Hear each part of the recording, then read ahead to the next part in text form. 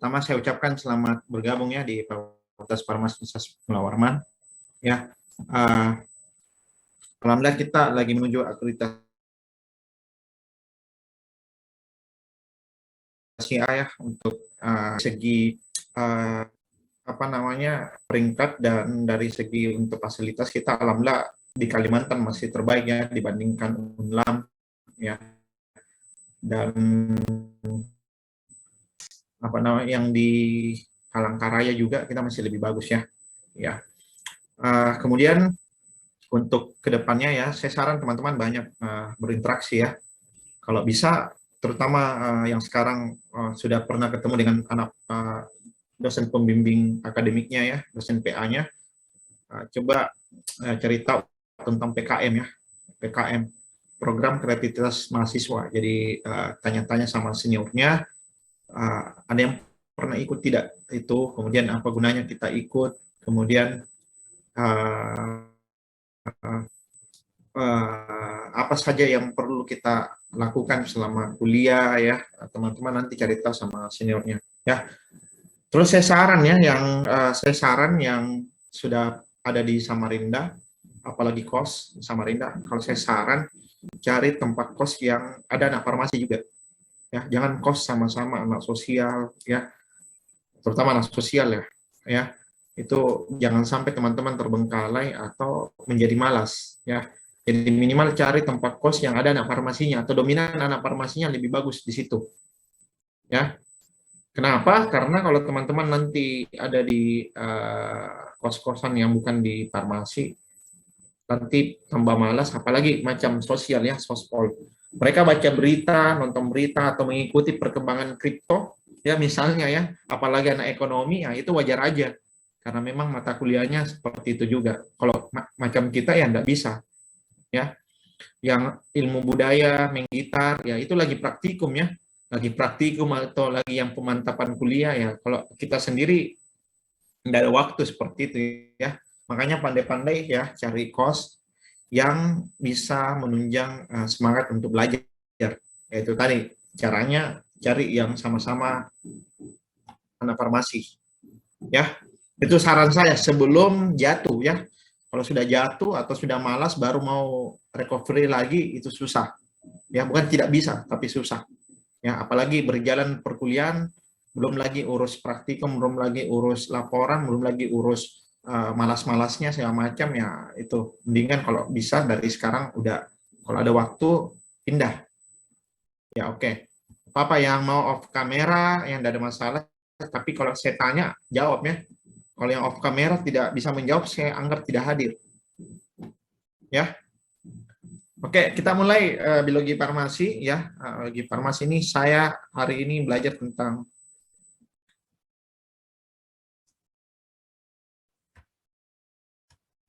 ya.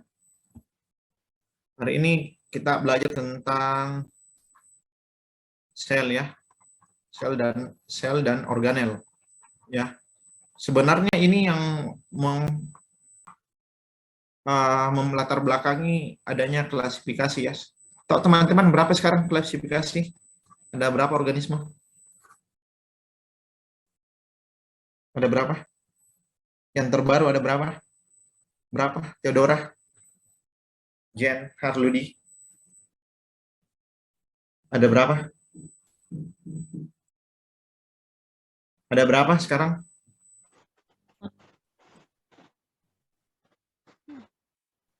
Mohon maaf Pak, saya kurang tahu. Sebentar saya baca. Ya. Ada yang terakhir? Nah, kalau teman-teman taunya kan manusia, ya kan? Ya kah?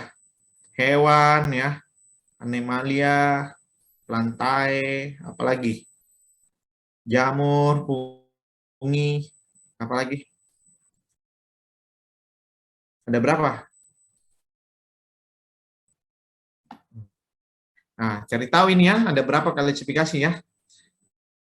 Cari tahu berapa, ada berapa ya? Yang terbaru berapa ya? Yang terbaru berapa? Yang jelas di atas 5 ya. 5 organisme ya. Cari yang di atas 5. 6. Ada yang dapat 7?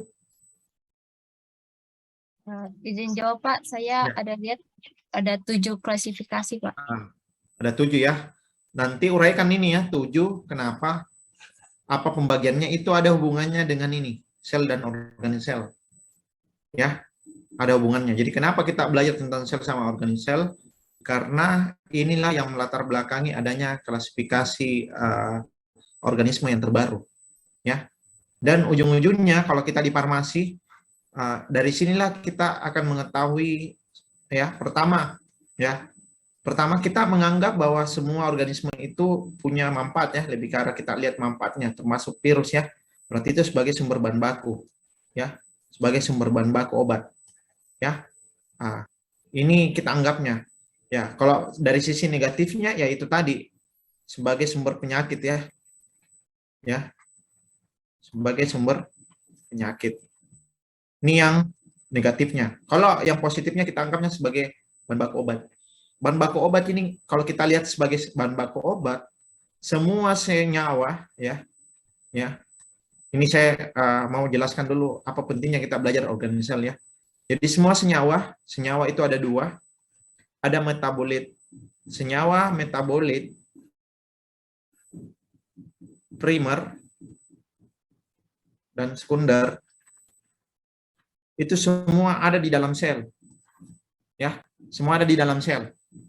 Jadi semua ada di dalam sel. Jadi kita harus tahu bahwa semua senyawa metabolit baik primer maupun sekunder yang menjadi bahan baku obat itu semua ada di dalam sel. Sekarang pertanyaan bagaimana nanti ya kita mendapatkan senyawa tersebut? Otomatis kan kita harus tahu dulu sifat-sifat sel ya, dan organelnya apa aja. Ya. Nah, kalau organelnya di sini ya, salah satunya misalnya contohnya teman-teman kita cari sebagai antimikroba. Ya, antimikroba. Nah, kalau kita belajar tentang antimikroba berarti kita harus tahu organel sel yang dihambat, yang kita mau hambat,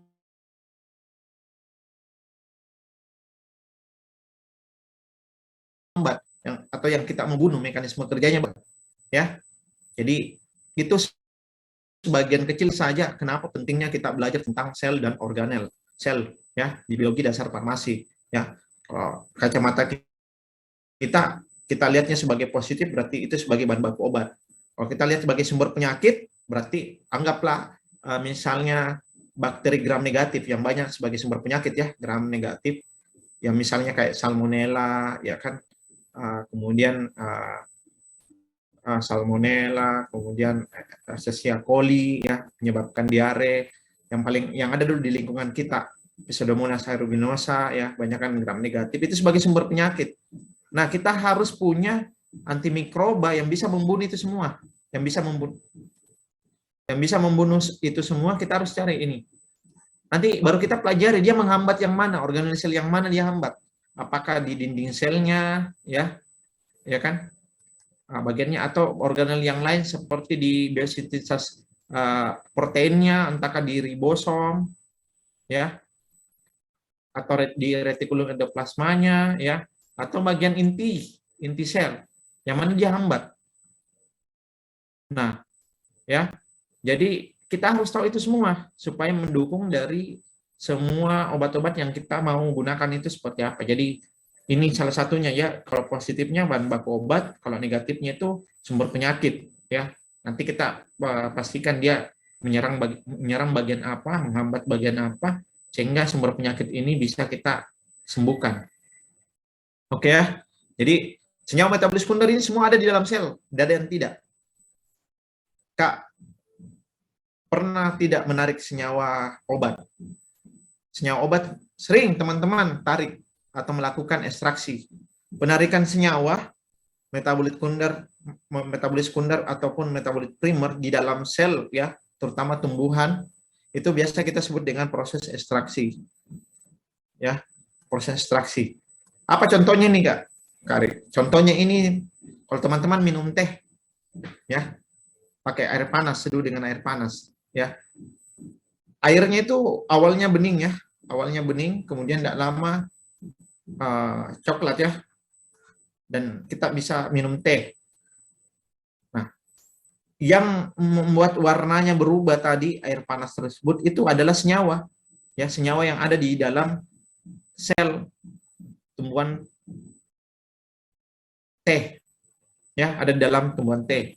Sehingga pada saat kita minum, ya, kalau teman-teman pernah dengar antioksidan itu banyaknya di dalam teh, ya, senyawa-senyawa antioksidan itu semua ada di waktu saat kita minum teh. Ada juga orang yang kurang gulanya atau apa ya, itu contohnya ekstraksi, proses penarikan, ya. Semuanya senyawa tersebut ada di dalam sel.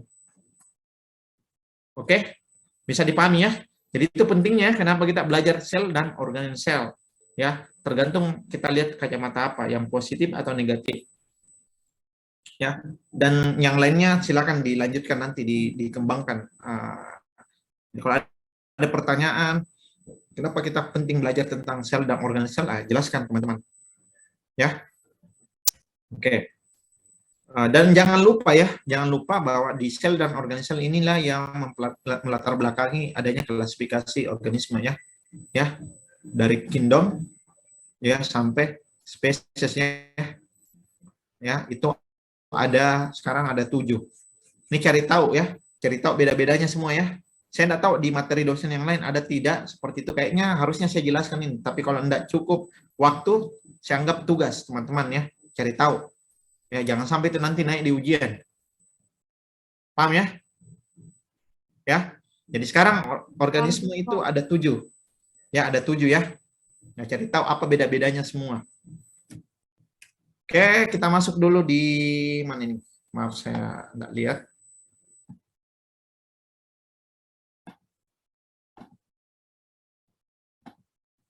Ya.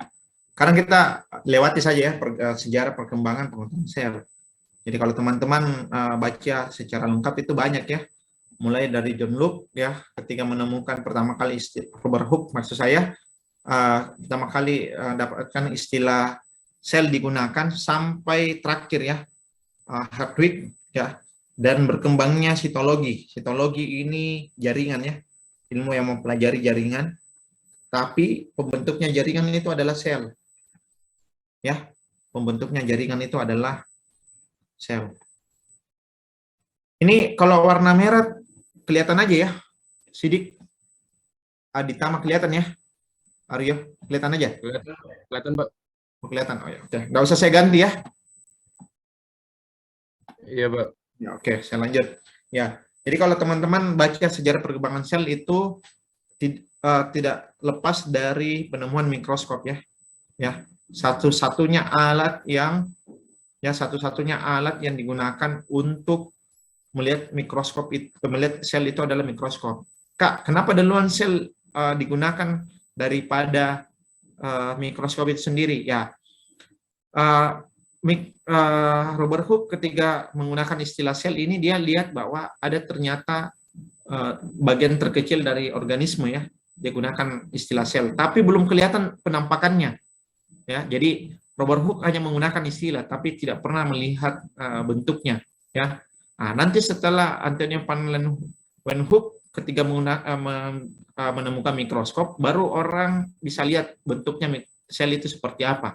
Ya, kalau umpama kita lihat nanti di lab, ya seperti batu bata ya yang disusun-susun ya, tergantung sel apa. Ya, kemudian berkembang Hartwig ya, ini 2 kali teori protoplasma ya, sama terakhir teori konsepsi ya. Ini lebih ke arah perkembangan sel ya. Terakhir Robert Brown ya menemukan inti sel yang dia istilahkan seperti bawang ya, bawang. Dia lihat inti selnya, dan kemudian berkembang yang paling sering kita dengar itu adalah Sladen sama Swan ya. Ini ahli botanis sama zoologi ya.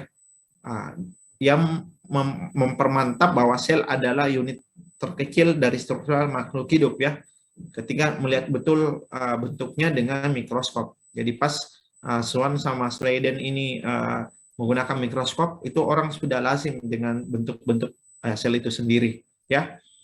Kemudian berkembang tentang teori abiogenesis ya, biogenesis sama abiogenesis ya, tapi lebih banyak orang mengikuti paham biogenesis ya. Organisme makhluk hidup itu berasal dari organisme makhluk hidup itu sendiri ya, bukan abio. Ini yang banyak diwakilkan oleh Albert Kolliker, Rudolf Virchow sama Hartwig sendiri ya.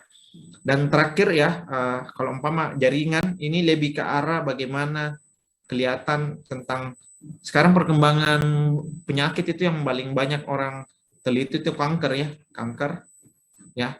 Ini berhubungan dengan sel juga yang tidak punya kemampuan apoptosis, teman-teman. Ya. Apoptosis ya. Apoptosis. Jadi sel itu pada dasarnya ya, sel itu pada dasarnya mempunyai turning point yang dia harus berhenti berkembang ya. Dia harus berhenti untuk membelah diri ya. Itu kemampuan sel mengetahui dirinya untuk berhenti mengembangkan diri atau membelah diri, itu disebut dengan apoptosis. Sehingga kalau ada sel yang tidak mempunyai kemampuan apoptosis, maka dia akan berubah menjadi kanker, teman-teman. Ya, contohnya apa? Sel gigi kita, ya. Bayangin aja kalau gigi itu tidak berhenti, ya. Ini panjang gigi kita mungkin sudah melebihi, mungkin sudah sampai di tanah, ya. Kuku kita, ya, kuku kita. Kuku pada dasarnya ya dia berhenti ya. Kalaupun ada yang memanjangkan itu, kalau teman-teman lihat panjang terus dia akan busuk ya. Ya karena nutrisinya itu tidak sampai. Nah, itu ada kemampuan apoptosis ya. Ya, termasuk kulit kita juga ada kemampuan. Tapi teman-teman kanker ini tidak punya kemampuan ini. Ya, tidak punya kemampuan ini, sehingga dia akan membelah diri terus. Maka misalnya kita ada benjolan ya, atau kemudian ada ada sel-sel yang harus jumlahnya sekian, itu berkembang terus ya. Jadi itu adalah pengertian dari kanker ya normalnya. Nah, ini yang banyak sekarang berkembang karena dipengaruhi oleh sitologi dan perkembangan kanker itu sendiri ya. Jadi kanker sel kanker ya, sel kanker, tapi orang lihatnya itu banyak di jaringan, sehingga ini yang mempengaruhi perkembangan dari ilmu jaringan atau sitologi. Oke, sudah ya, saya pindah. Nah, teman-teman, kalau kita lihat ini perbedaan ya antara ini manusia ya, kemudian ini makhluk hidup ya, paling kecil ya, molekul atau atom ya. Kita lihat nih atom sama, jadi sel itu di sini ya, ternyata perkembangannya. Dimatikan dulu mic-nya yang bocor.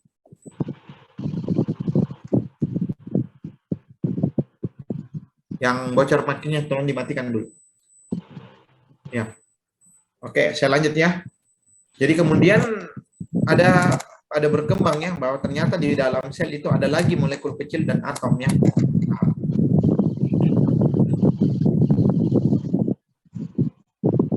Kita berbicara tentang sel ya. Jadi benar ya, Kak, kalau sel itu ada isinya, yang tadi saya bilang, yang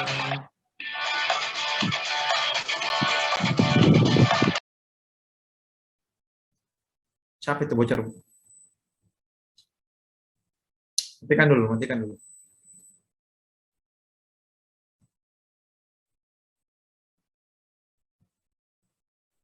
Sudah ya? Iya.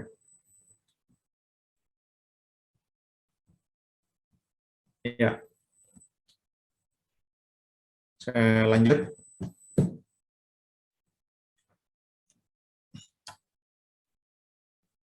Ya. Jadi benar ya, harusnya yang lebih kecil itu bukan sel ya. Bukan sel, karena di dalam sel itu ada lagi senyawa. Ya. Senyawa ya, yang tadi saya katakan bahwa untuk mendapatkan senyawa obat itu semuanya ada di dalam sel.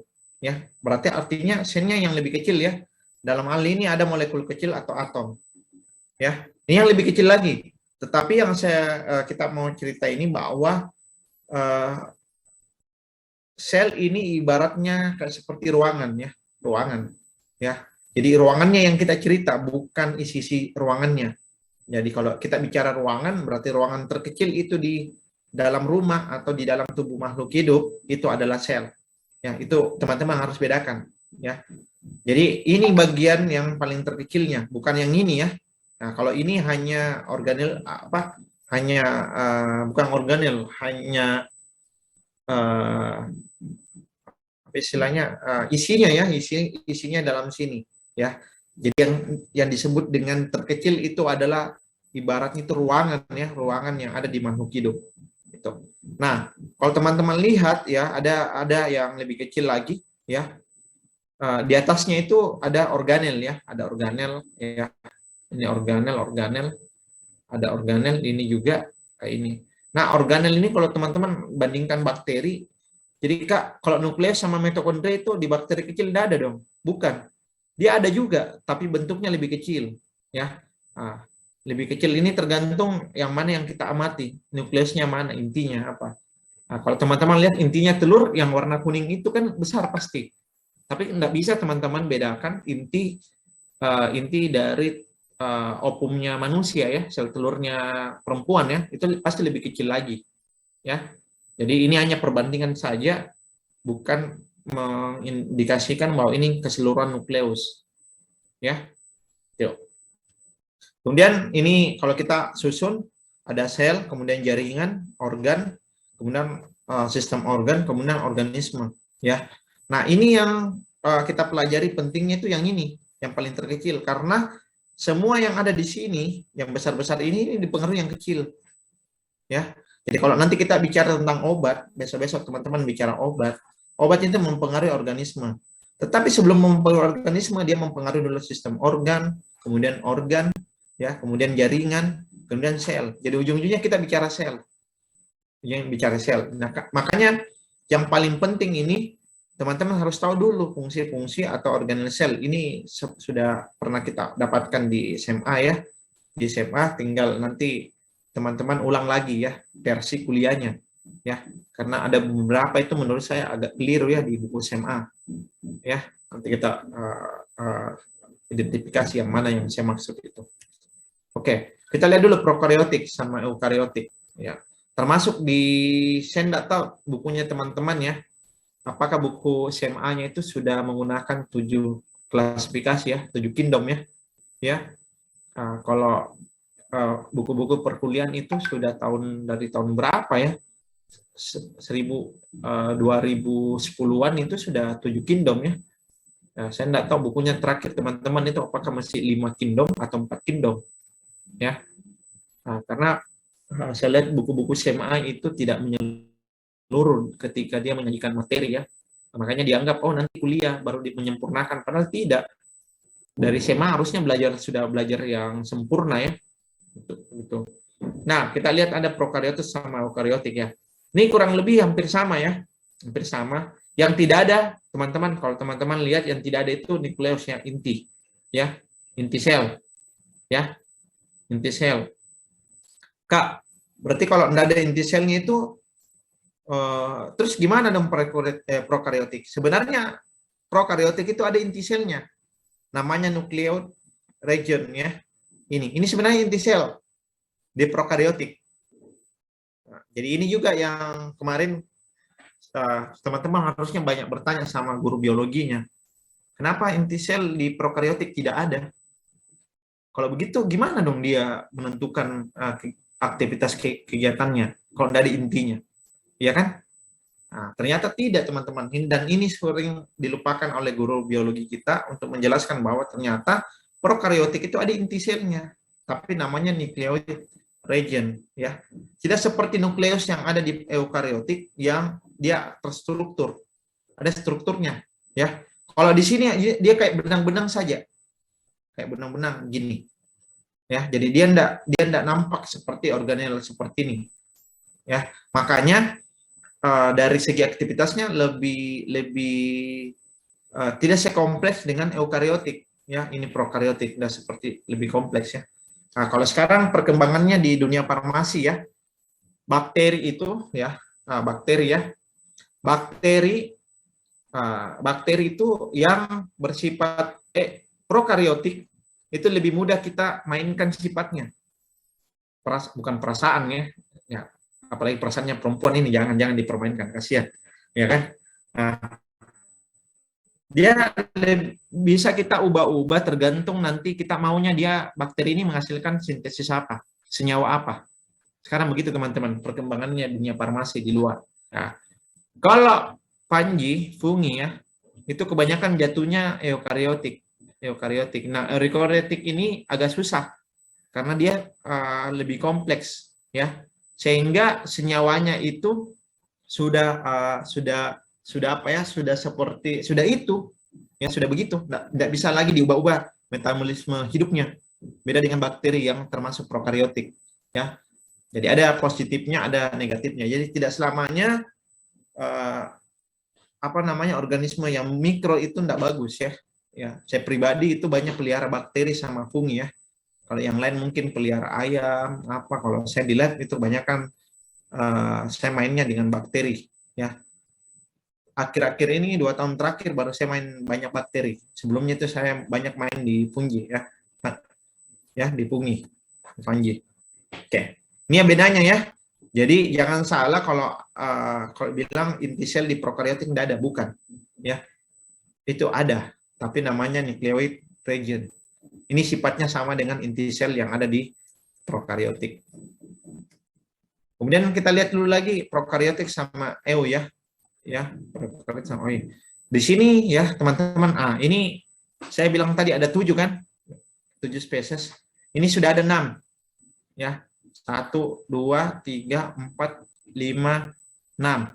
Ya. Tambah lagi 1 di mana ya? Nah, tambah lagi 1 di mana? Yang jelas 1 itu ya, dia pecahan dari bakteria juga. Dia pecahannya dari bakteria. Jadi bakteri ini yang banyak pecah ya. Ya, ada 3. Dia pecah 3. Bakteria itu sendiri. Kemudian archaea. Ya, dan ada lagi 1.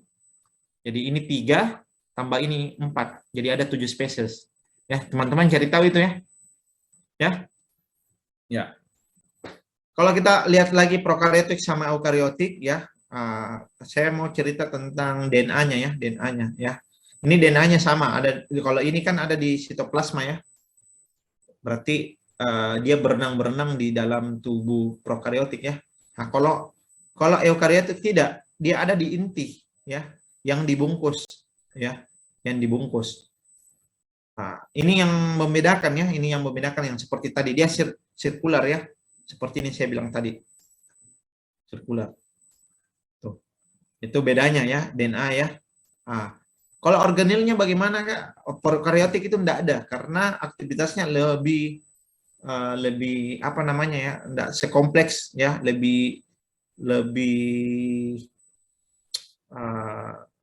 tidak banyak lah aktivitasnya di prokaryotik. Makanya dia enggak perlu banyak organel ya. Kalau di eukaryotik itu lengkap. Ya, lengkap.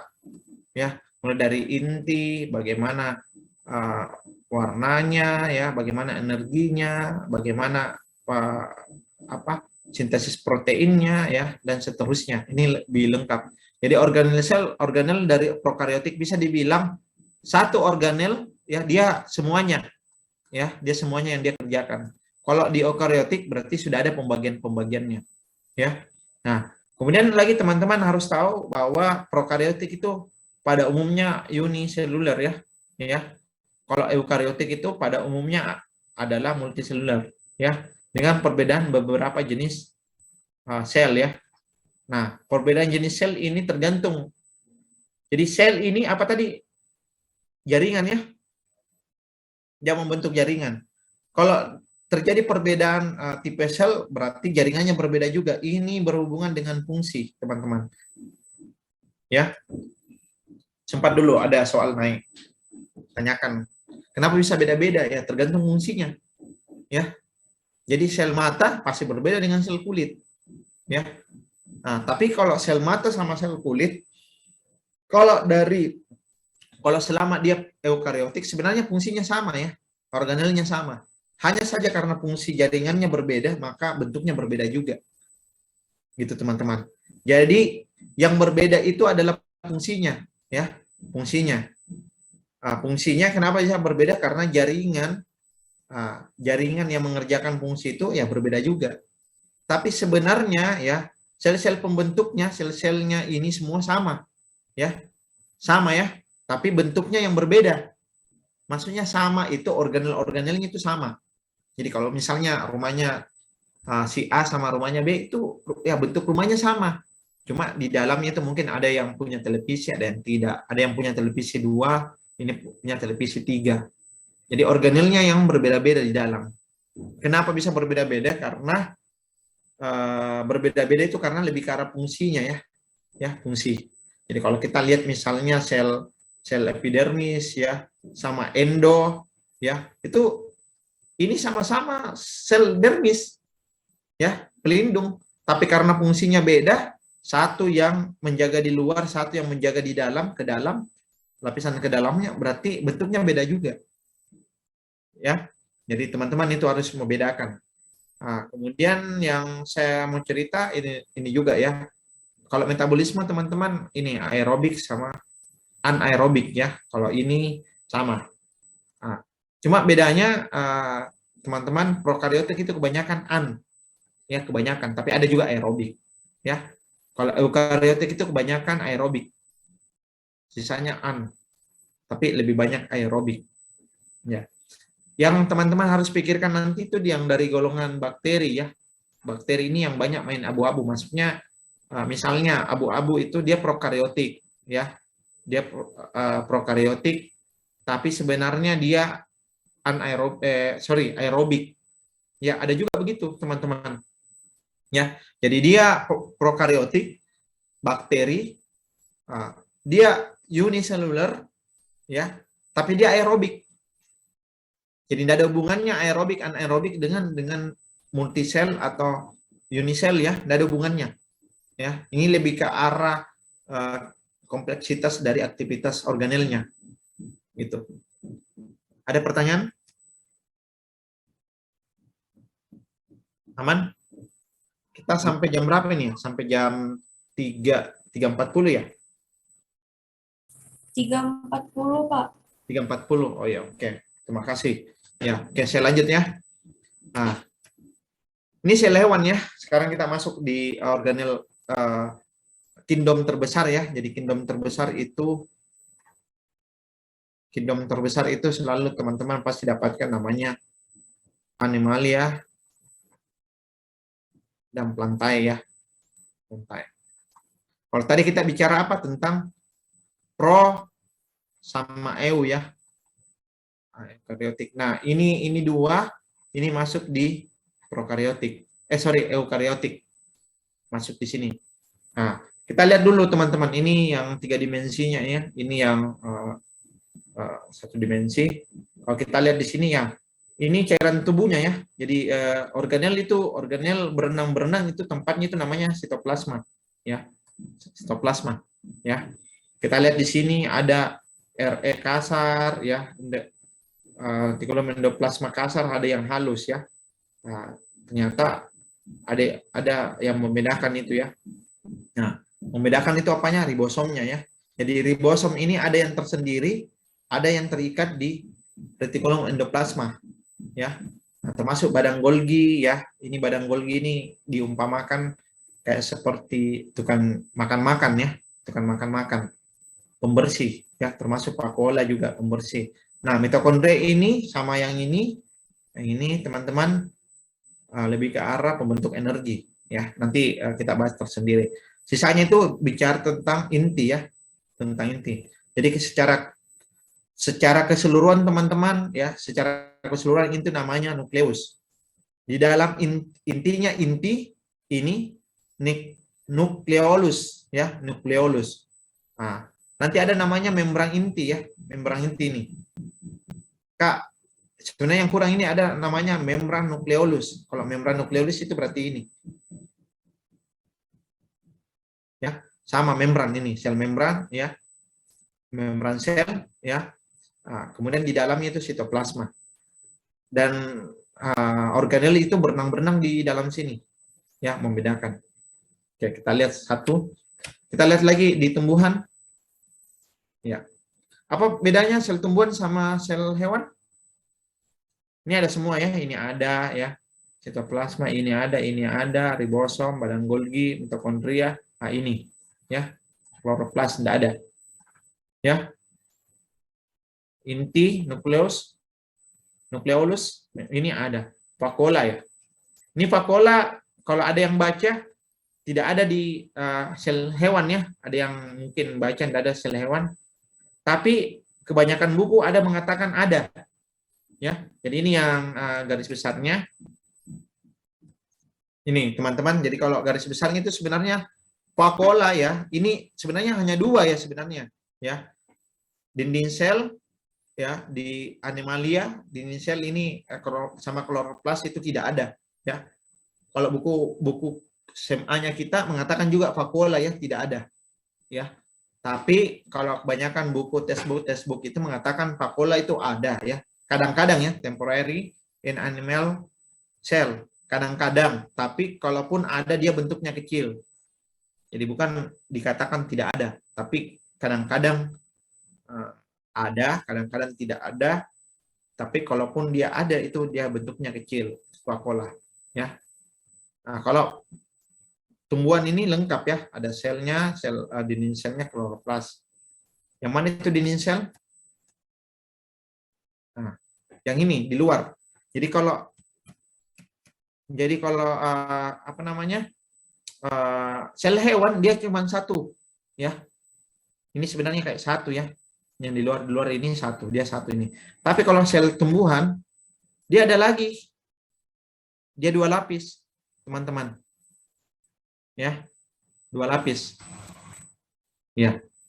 Karena adanya dinding sel ya, makanya sel tumbuhan itu ibaratnya itu tidak berubah-berubah ya, dia kaku ya, dia sifatnya kaku dibandingkan sel tumbuhan ya. Sel tumbuhan itu fleksibel dia ya, dia fleksibel karena tidak ada dinding selnya. Bukan hanya sel tumbuhan ya, sel hewan termasuk juga sel bakteri ya, yang tidak punya dinding sel berarti dia itu fleksibel ya. Jadi apa bedanya? Tidak ada pertama dinding sel, kemudian apa lagi? Kloroplas. Ya, kloroplas ini teman-teman tahu ya dari namanya saja, kloro ya, satu hijau daun ya. Yang ini yang berperan di fotosintesis ya. Ini hanya pada hewan tumbuhan ya, tidak ada pada hewan. Kemudian terakhir vakuola kadang-kadang ya. Kalau di tumbuhan ada, kalau di hewan kadang-kadang. Kalaupun dia ada jumlahnya kecil ya. Nah, kenapa ada sifat kaku ada yang tidak ya, ini tergantung dinding selnya. Ya. Ya. Ingat ya, jadi ini membran, ini dindingnya, ada dua. Kalau di hewan, dia hanya satu teman-teman, dia hanya satu lapis, hanya sel membran saja, membran sel. Ya, oke. Sampai di sini ada pertanyaan? Izin bertanya, Pak. Ya, silakan. Sebelumnya perkenalkan, nama saya Abdurrahman dari Farmasi Klinis B 2022. Izin bertanya, Pak, tadi kan di yang bagian sel itu ada yang ribosomnya, ada yang dia cuma di sitoplasma, ada yang dia berada di Luar. nyeraf endoplasmic reticulum. Ya. Itu apakah ada perbedaan fungsi, Pak, antara ribosom yang hanya di sitoplasma? Sebenarnya sama ya. Iya, sebenarnya sama aja. Ya, sama aja. Hanya saja teman-teman kalau kita lihat apa namanya, nanti teman-teman belajar tentang bakteri ya, terkait dengan obat antimikroba, itu lebih kuat kalau ada senyawa yang bekerja menghambat ribosom. Itu lebih kuat. Aktivitasnya lebih kuat dibandingkan yang hanya apa namanya, hanya di retikulum endoplasmanya dihambat. Itu lebih kuat ini. Ya. Kalau nanti dia bekerja di sini, ini belum tentu dia bisa menghambat ribosom karena ada yang halus. Yang halus itu tidak mengandung ribosom. Tapi sama-sama digunakan untuk sintesis protein. Ya. Tapi kalau misalnya senyawa antimikrobanya dia bekerja menghambat ribosom, ini menghambat semua ini. Ya. Tapi kalau dia menghambat retikulum endoplasma, bisa jadi dia tidak menghambat ribosom ini. Saya kurang tahu juga kenapa, tapi seperti itu yang biasa kita dapatkan. Ya, jadi lebih luas itu aktivitasnya ketika dia menghambat ribosom. Ini saya cerita tentang obat antibakteri ya. Ya, dia lebih kuat ini. Nah, daripada yang menghambat di retikulum endoplasmanya. Gitu, Hadam. Ya.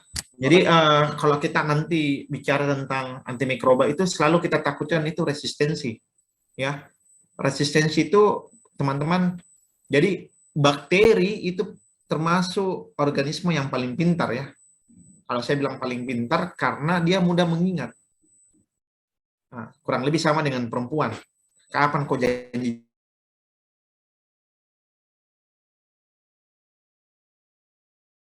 perempuan, malam minggu, nah, di blok nomormu kan?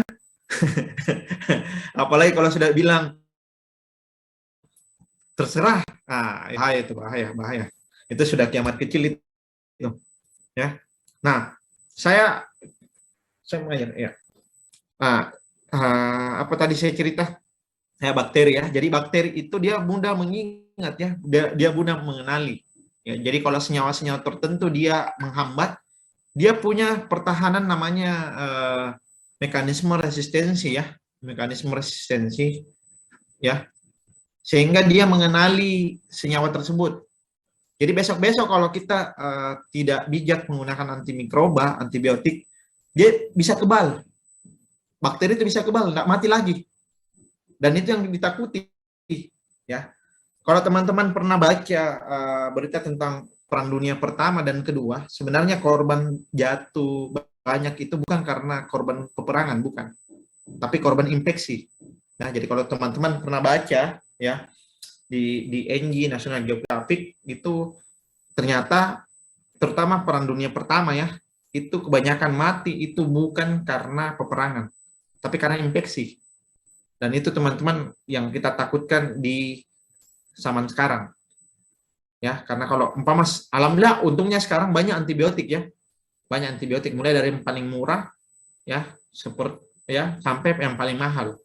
Yang kita takutnya antibiotik yang mahal yang jarang digunakan itu jangan sampai sudah dibentengi bakteri itu dengan resistensi. Itu bahaya loh. Ya. Kalau ada seperti kasus begini ya tinggal menunggu waktu saja kita ya. Karena infeksi itu bahaya. Itu di luar dari kuasanya manusia ya. Kalau kanker itu ya tergantung, biasa kita operasi ya. Selama itu kankernya bisa diambil tuntas ya bisa lah orang sembuh ya. Yang penting bukan stadium 4 ya, masih awal-awal. Maaf, misalnya yang kanker payudara saja ya contohnya. Kalau teman-teman mengenali dari awal cepat ya, kemudian langsung dioperasi, alhamdulillah ya bisa tidak ada apa namanya pengaruh di masa yang akan datang. Tapi kalau bicara tentang infeksi ya, kalau semua antibiotik ya itu yang paling murah sampai yang paling mahal dia sudah resisten, itu repot teman-teman. Ya, itu repot. Oke. Itu ya, jadi yang membedakan itu sebenarnya ribosomnya itu sama. Tapi yang saya tadi cerita itu tentang mekanisme umpama kerja dari antimikroba itu ternyata berbeda ribosomnya. Ya, kalau dari fungsinya itu sama ya untuk sintesis protein. Gitu. Ya, gitu Adam ya. Oke, saya lanjut dulu lagi ya. Kalau umpama ada lagi pertanyaan baru kita. Ya, dinding sel ya. Ini sekedar ada saja. Ini bagiannya ya, ada middle lamella ya. Ini biasanya kita sebut lamella. Kayak ada cairan teman-teman, ada cairan.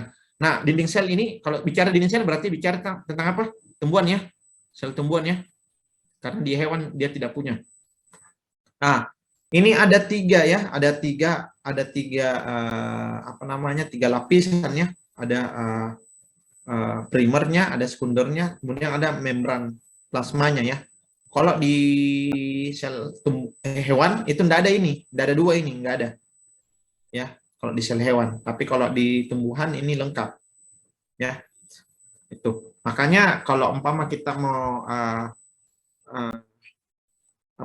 dari segi kemampuan senyawa juga ya, itu sel tumbuhan lebih bagus ya. Ya, lebih bagus untuk memproduksi senyawa dibandingkan sel hewan. Gitu. Nah, kalau secara garis besar ya, dinding sel itu kalau teman-teman lihat ya, ini kenapa kaku ya. Kenapa sifatnya kaku? Karena dia membentengi yang sitoplasma yang ada di dalamnya, ya, sehingga dia bersifat kaku. Kakunya ini kenapa? Karena dia ada karbohidrat sama sebenarnya sama protein, ya, sama protein. Ya, jenis karbohidratnya itu yang berserat, ya. Kemudian ya teman-teman harus tahu bahwa dinding sel itu bersifat permeabel, ya.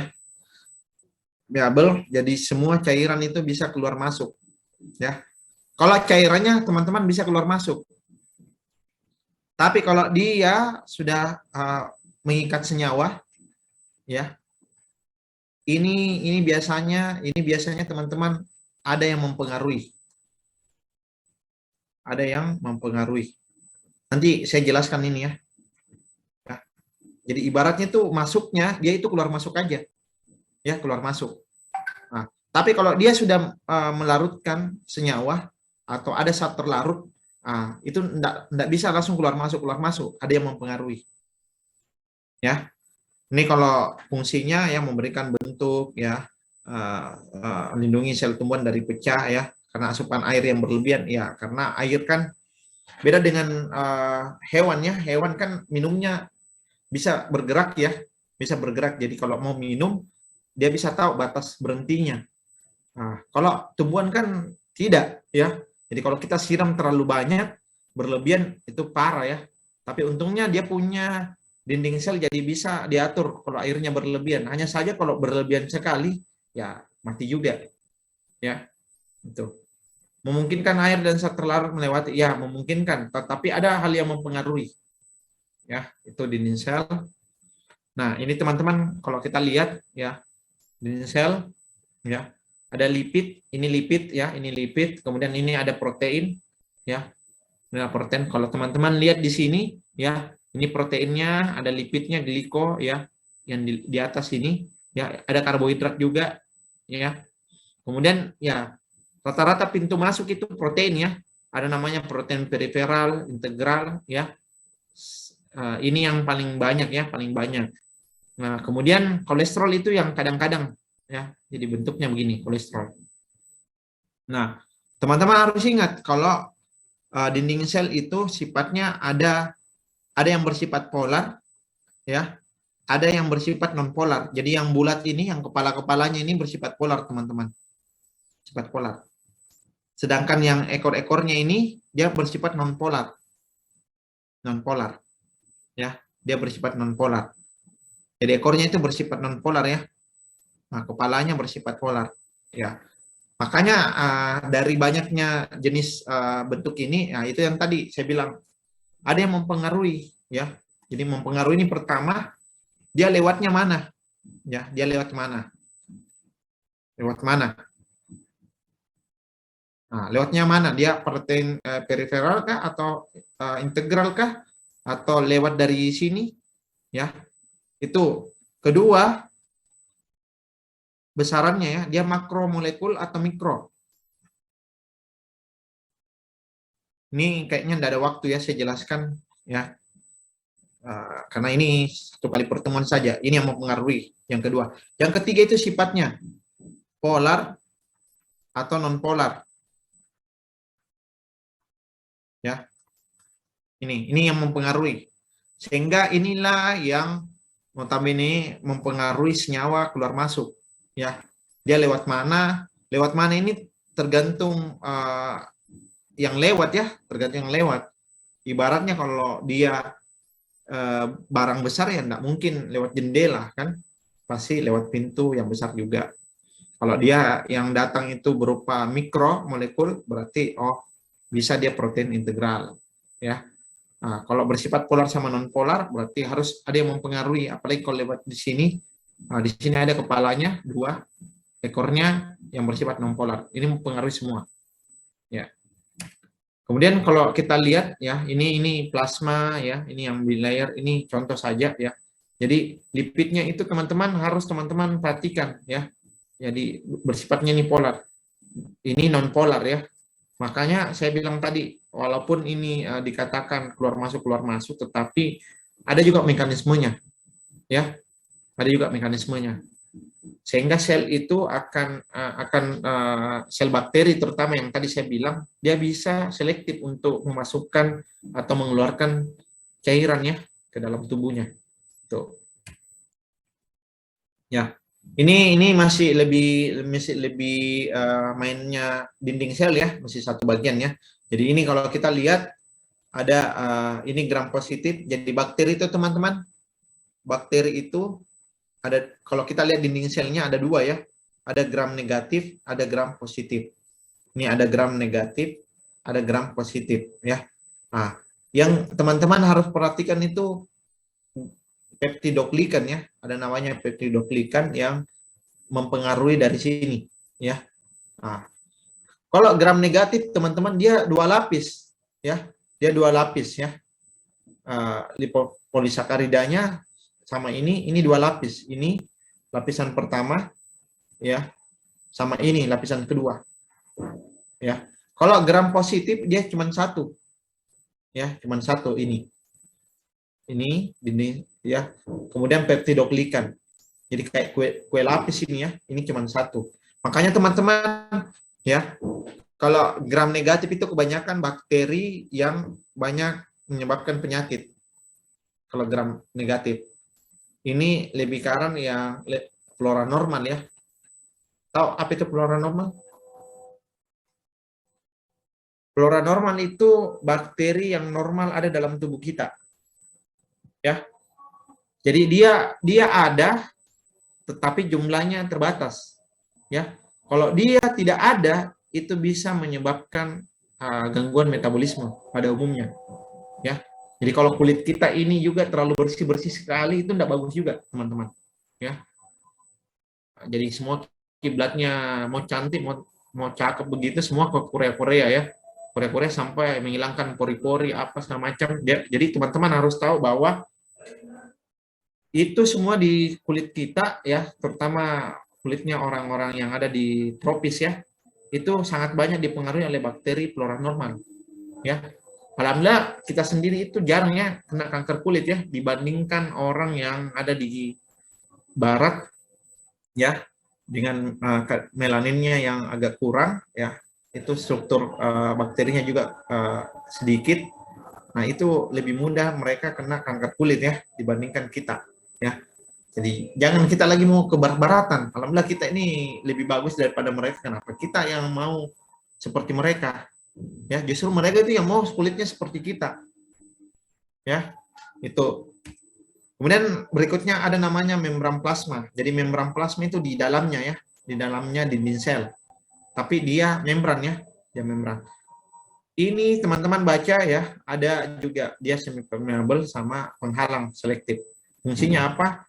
Agar isi sel tidak keluar ya, mengatur pergerakan zat atau molekul keluar masuk. Jadi untuk mau keluar senyawa ya yang ada di dalam sel itu diatur salah satunya membran plasma ya. Ini membran plasma ada di mana? Di dua-duanya ya, di hewan sama tumbuhan ya. Ya. Tapi kalau di hewan dia lebih dominan ya. Kalau di hewan dia lebih dominan. Nah, makanya kalau biasa orang cerita tentang pergerakan sel itu, pergerakan zat atau molekul, biasanya orang bercerita itu membran plasma, bukan dinding sel. Ya, bukan dinding sel. Jadi dinding sel itu lebih ke arah pergerakan ya, pergerakan. Walaupun lapisannya itu mirip ya, membran plasma sama dinding sel.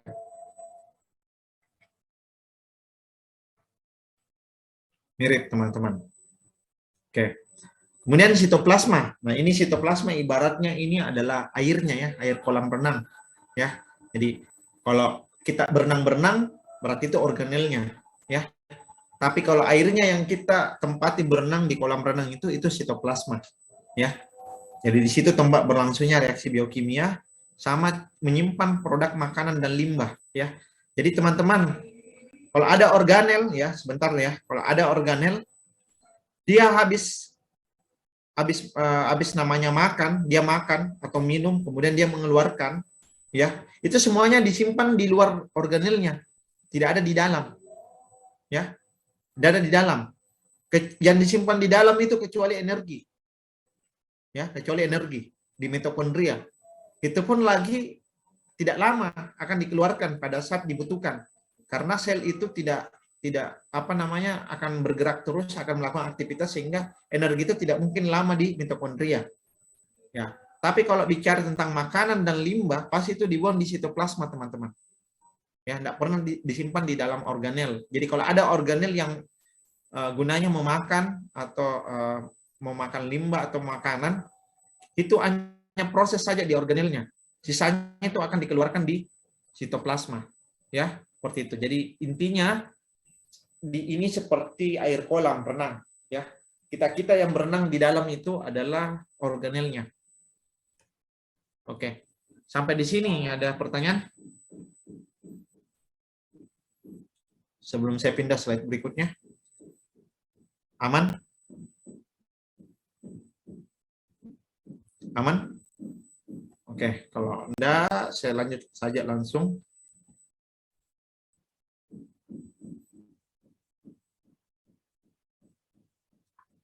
Sudah kelihatan?